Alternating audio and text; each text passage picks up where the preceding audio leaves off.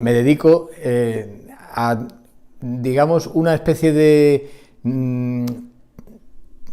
tríada en torno a un solo núcleo, que es la islamología.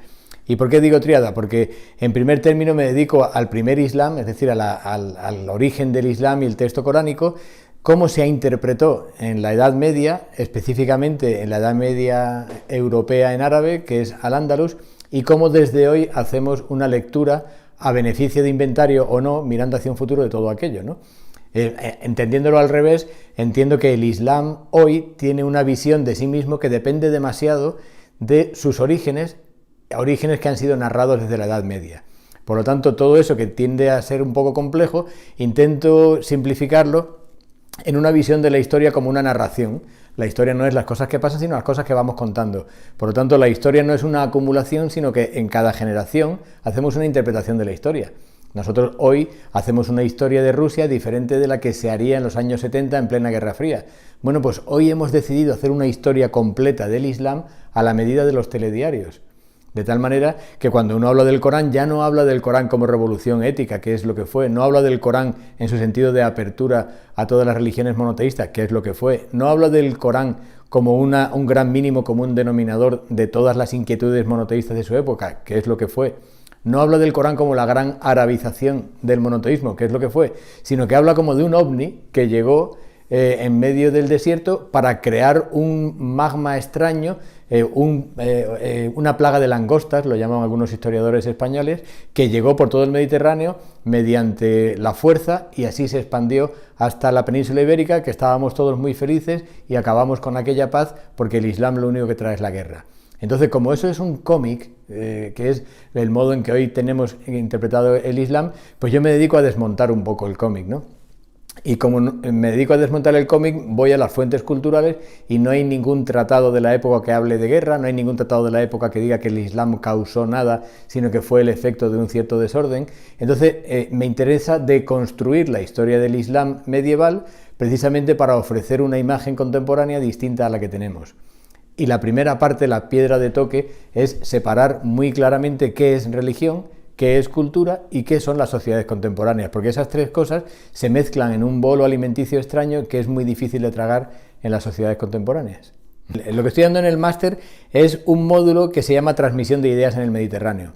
Entonces hablo de la transmisión filosófica del neoplatonismo, que en realidad es mucho más simple de lo que pueda parecer por la terminología, porque en el neoplatonismo está la idea de que Dios es uno, de una cierta ética, de un cierto comportamiento humano acorde con la idea que tenemos de Dios. Eso se transformará en una idea religiosa. Hablo de la transmisión del monoteísmo, hablo de la transmisión del Islam hacia Europa, pero luego hablo también de lo importante de una serie de recorridos del Islam como gran conexión comercial. Es imposible entender el Islam si no es una gran red comercial. Cuando la gente habla del imperio islámico, eso es una interpretación a la medida de los estudios sobre Roma. El Islam nunca fue un imperio, jamás. Siempre fue una estructura de muchas ciudades conectadas, a veces agrupadas, a veces no, pero nunca dependió de un solo poder. Eso es el gran mito fundacional del imperio islámico, que no existió, ¿no? Y entonces hago hincapié en la llegada de todas esas ideas al Al-Ándalus. Hoy, por ejemplo, hemos dado cómo llegan la enciclopedia de los hermanos de la pureza, que es toda la recopilación del saber de la antigüedad en árabe a la península ibérica, y cómo llega también una serie de ideas de que el ser humano tiene que despertar por sí mismo a la ciencia, a la cultura, a través de un libro que para mí es esencial para comprender la cultura universal, que es Hayy ibn Yaqzan, traducido fatal al español como el filósofo autodidacta, que fue el principio del Renacimiento europeo. Entonces, a donde he querido llevar a mis alumnos es hacer ver que el Islam, cultura, está en la base del Renacimiento europeo, que la primera vez que se habló de humanismo, de antropocentrismo, de cultura comunitaria, de ética común, fue en Al-Ándalus, y que a partir de ahí se tradujo a una serie de lenguas en Europa y se ha cortado el puente con el pasado, de tal manera que ni los árabes de hoy saben de dónde vienen, ni los europeos sabemos que fuimos árabes una vez, y de ahí el título de mi último libro, Cuando fuimos árabes, porque parece que en la historia de España todo ha sido una continuidad, menos un rapto, una abducción en el que estuvimos en otro planeta, que fueron 8 siglos de nuestra propia historia. Pero una de las grandes controversias que yo he podido plantear en la vida intelectual ha sido que yo no veo la conquista por ninguna parte, a menos que ideológicamente se plantee que hubo una conquista de Al-Ándalus porque hubo una reconquista de España. Es decir, nosotros hemos forjado una idea natural de una nación-estado, España, y hemos decidido que el ente jurídico abarca todo lo demás. Pero yo creo en una nación-cultura que es España asociado a su territorio, que hubo un tiempo que se llamó Hispania, hubo otro tiempo que se llamó Al-Ándalus, y que todo lo que se ha ido produciendo en esta tierra a beneficio de inventario ha creado nuestra historia. Por tanto, creo en las capas de autoría de nuestra historia y no una sola autoría nacional católica, como nos vienen contando.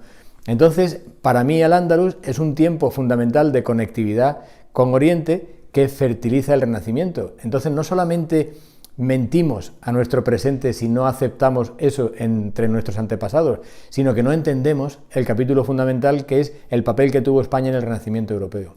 En España, cuando se silencia algo, se silencia con hostilidad, es decir, porque no se quiere saber. No es una ignorancia del no conocimiento, sino es una ignorancia de haber encerrado ese saber. A mí me parece que la negación de Al-Ándalus es importantísima para la forja de un carácter español muy extraño, un español a la medida de una cierta Europa central. Yo, por ejemplo, cuando se crea la política euromediterránea en la Unión Europea, siempre he pensado que ese guión es traicionar nuestra propia historia, porque decir que lo euro tiene que unirse a lo mediterráneo es negar la propia mediterraneidad de Europa, y Europa es mediterránea, la propia idea de Europa nació en el Mediterráneo. Entonces la reivindicación del pasado europeo medieval es lo que a mí me lleva a entender que tenemos que asimilar lo árabe. Ahora bien, ¿qué ocurre? Que cuando una persona asimila lo árabe no es como si asimila lo griego o como si estudia el sintoísmo, es que el Islam hoy día al español, al europeo medio no le gusta. Hay un rechazo a lo islámico y hay un grupo de gente que está asociando en un mismo saco al terrorismo islámico, al problema de la emigración, al problema de la inexistencia de lazos culturales con el otro. España está muy cerca de Marruecos, que lo tiene justo enfrente. Hay una serie de cosas que se han mezclado intencionadamente y se le pone a todo un sesgo de medievalizante e invasivo para que la persona hoy día, cuando le digas Islam, diga alteridad, diga invasión. De tal manera que cuando viene un niño refugiado sirio, tú no estás viendo a un niño, estás viendo a el representante de esa alteridad hostil que nos invadió en algún momento. Entonces, en España ahora mismo es más importante que nada ponernos en paz con nuestro pasado y ponernos en paz lógica con nuestro presente. Hay de un aumento en toda Europa, hay de un aumento en Estados Unidos, pero eso no es noticia. Y ha ocurrido, cuando alguien muere en un acto de islamofobia, eso no tiene una repercusión mediática, pero si hay un musulmán a la redonda, a 10 kilómetros a la redonda de cualquier cosa que haya ocurrido, van a ir a buscar la pátina islámica en todo esto, ¿no? Cuando está habiendo ahora una reinstauración de un cierto terrorismo de Estado o antiestado en Colombia, la gente no llama a eso terrorismo cristiano. Pero cuando un musulmán pone una bomba sí se llama terrorismo islámico. Yo creo que hay un momento de empantanamiento mediático en todo el tratamiento de lo islámico que deberíamos empezar ya a analizarlo seriamente, a separar muy bien lo cultural de lo social, del derecho que puede tener una persona en un país en guerra a tener un país de acogida, porque eso está recogido por el Tratado de las Naciones Unidas, la propia caridad, si la quieres llamar cristiana, pues mejor para ti o para el que la sienta como tal, o aunque sea simplemente una caridad ética. Yo creo que es un momento en que debemos desempantanar lo islámico y separar muy bien lo que es religioso, perfectamente respetable, de lo que es cultural, absolutamente y necesariamente respetable en España, de algún tipo de porcentaje mínimo de una cierta peligrosidad que se llama hoy día islámica, que yo, y lo estoy dando también en el máster, tiendo a explicar al estilo de como lo hace Olivier Roy en Francia, que no habla de la islamización. ¿Cómo es el juego de palabras que hace él? No habla de la radicalización del Islam, sino la islamización de la radicalidad. ¿Qué significa eso? Que el fundamentalismo islámico, en cuya fase final puede ser incluso terrorista, no es una repercusión lógica, no es que del Islam se traduzca directamente la radicalidad, como hacen todos mis colegas obsesionados con los estudios del yihadismo, que se ponen a estudiar el Corán cuando en el Corán no hay absolutamente nada de yihad en tanto que guerra. Hay mucho yihad, pero no tiene que ver con la guerra, y hay mucha guerra, pero no se llama yihad. Eso daría para otro curso aparte, ¿no? Bien, pues al margen de eso, lo que sí se está produciendo es que la radicalización se ha islamizado. ¿Qué significa eso? Que si en los años 70 un grupo terrorista antisistema podía tildarse de comunista, hoy el joven que quiere ir contra el sistema se está llamando a sí mismo musulmán. Y ese es el verdadero peligro. Por tanto, tenemos por un lado la islamofobia y por otro lado que hay gente que está abrazando el Islam simplemente porque busca una cierta radicalidad. Solución intermedia, planteemos qué es realmente el Islam. Planteémoslo qué ha sido a lo largo de nuestra historia para saber separar muy bien lo que es la radicalidad de la cultura, de la religión, etcétera, etcétera. Yo siempre hablo de lo mediático porque es la ventana al mundo. Y ahí, si yo por ejemplo he escrito muchas veces al País y a otros periódicos que tienen libros de estilo, a que no digan más los guerreros de Alá, sino que digan los guerreros de Dios, porque Alá es Dios en árabe. Entonces, si estamos traduciendo todo, no digamos Allah porque parece que estamos especificando algo, pero claro, el periodista busca el interés mediático. Entonces, si tú dices los guerreros de Dios, parece algún tipo de monasterio o de colegio de pago en España. Sin embargo, si dices los guerreros de Allah es otra cosa. Entonces, nosotros ahora mismo hemos vestido un muñeco y ese muñeco es muy difícil de desmontar. ¿Cuál es el problema real en España? Bueno, pues yo creo que en la academia hay una gran responsabilidad. En España nadie se ha puesto a estudiar realmente lo que está diciendo el medievalismo. El medievalismo español es impresionantemente carca. Salvo honradísimas excepciones, yo me quedo pasmado cada vez que voy a algún encuentro de medievalismo y se habla todavía de una España del Cid y una España de Roncesvalles. Cuando uno va a Córdoba y ve que toda la vida cultural cordobesa gira alrededor del obispado, uno se queda impresionado, porque yo he conocido una Córdoba diferente hace 30 años, en que por cierto un musulmán podía rezar en la mezquita, y que por cierto se llamaba mezquita, y no que ya se le quita hasta el nombre. Es decir, la deriva islamófoba, la deriva anti-islámica es generalizada en España. Por lo tanto, pues libros o labores como la que yo puedo ir haciendo son seguramente como de peinar el mar, no tiene ningún sentido, pero yo creo que tenemos una obligación ética de ser medianamente honrados los académicos, y al menos no podemos ser objetivos porque somos sujetos, seamos honrados, ¿no? Los estudios de género deberían meterse en los estudios teológicos porque a lo largo de toda la historia de las religiones uno ve cómo hay un origen prácticamente femenino en todas las deidades y en todos los cultos y en todas las representaciones literarias de los libros sagrados, que se va perdiendo con el tiempo. Si hay algo que une hoy a todos los grandes sistemas religiosos es su machismo a ultranza. Si hay algo que realmente comparten todos los sistemas religiosos es su machismo.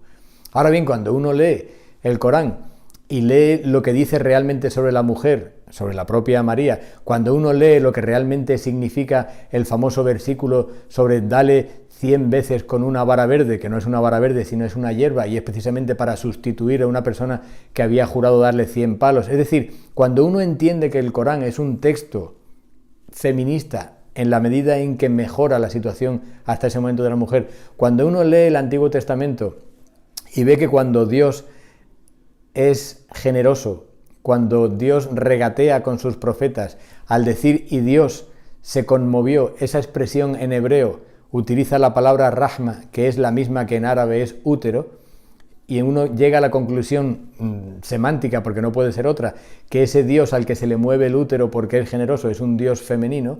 Yo creo que hay una lectura femenina de todos los textos sagrados que nos alejan un poco de la visión que tenemos de la imposición de la religión. Un colega mío predecesor que ya falleció, Alberto Díaz Tejera, planteaba que la religiosidad mediterránea fue siempre en torno a las diosas blancas, como el famoso libro de Robert Graves, fue siempre de diosas madres porque estaba asociada a la agricultura. Y eran religiones circulares en que se hablaba del paso de las estaciones y tal y cual, asociado incluso a la propia visión cíclica de los ciclos tanto de la mujer como de la vida en torno a la mujer y nacimiento de nueva vida, etcétera, etcétera. Pero todo eso acabó con las invasiones de los pueblos del norte y los pueblos del sur. Él pone el caso concreto de los aqueos, que introducen a la religiosidad griega femenina unos dioses que son dioses padre, y a partir de ahí pues todo lo que estamos generando después, que las diosas dan un paso atrás, Isis, Astarte, etcétera, etcétera, y son los dioses padres los que dan un paso adelante, ¿no? Yo creo que hay una lectura de género de los textos sagrados que descubriríamos a través de la arqueología semántica cómo aquello se planteó como una teología femenina y se perdió por el camino. Para entender la parte mía del módulo de la transmisión de las ideas del Mediterráneo, yo recomendaría cualquier libro de Juan Bernet, de los clásicos que tiene Lo que Europa debe al Islam de España. además se llama así ese libro, es un tratado sesudo de todo lo que se hizo en España, de tradición griega, pero reelaborada en árabe, y cómo todo eso fertilizó la ciencia europea. Recomendaría también un libro de un inglés llamado Jerry Bruton, está en español, que se llama El Bazar del Renacimiento, y plantea que el Renacimiento, desde el propio de la palabra Renacimiento, te quiere hacer ver que hay que acudir a Grecia y Roma para no mirar a la Edad Media. Y entre otras cosas, diría Juan Bernet, porque la Edad Media no es que sea oscura, es que está escrita en árabe y por eso no la entendemos, ¿no? Entonces, ese libro de Jerry Bruton, El Bazar del Renacimiento, lo que dice es que el Renacimiento en realidad fue un gran bazar y que estuvo fertilizado siempre por ideas que venían de Oriente, ya fueran desde el sur islámico como desde el norte, digamos, de Italia con la ruta de la seda, ¿no? Recomendaría también un libro mío que se llama Cuando fuimos árabes, que en realidad es la explicación de por qué yo pienso las cosas que pienso en este sentido a lo largo de 30 años de islamología.